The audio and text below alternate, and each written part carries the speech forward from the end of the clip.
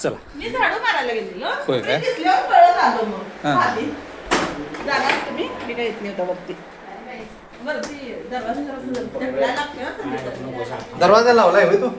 हां, जरासं हे आहे हो, थोडंसं निसटल्या- मोठी गेम मध्ये हां. हेच ना? कुठल्या रूम मध्ये हो कुठल्या रूम मध्ये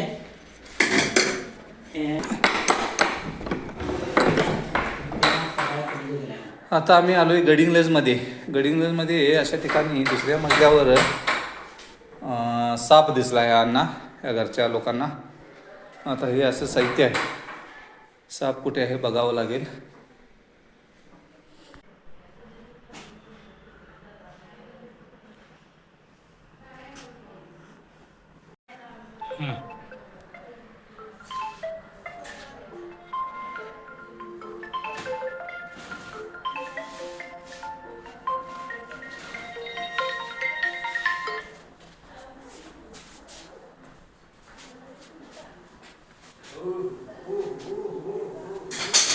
सोडशीला आईच्या गावात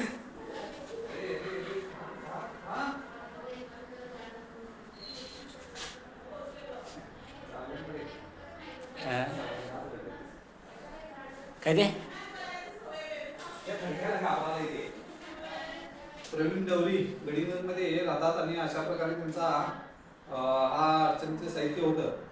हे शेंगा वगैरे आहे, त्याला उंदरं होती, ती उंदराची पिंडी उंदरं वगैरे भरपूर आहे. त्याच्यासाठी ग्रामीण जातीचा साप आला होता. त्याला आता आपण पकड केला आहे. सुरक्षितरित्या खूपच ॲग्रेसिव्ह अशी ग्रामीण जातीचा साप आहे हा. अटॅक करतोय, तो अटॅक करायचा प्रयत्न करतोय आणि त्याला माहित नाही हे बघा चावण्यासाठी खूपच चिडलेलं येते.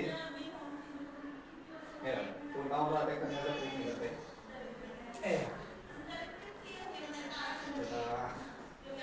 तो खूप चिडलेला आहे. तो अटॅक मोडमध्ये अटॅक करायचा प्रयत्न करतो. हे बाबा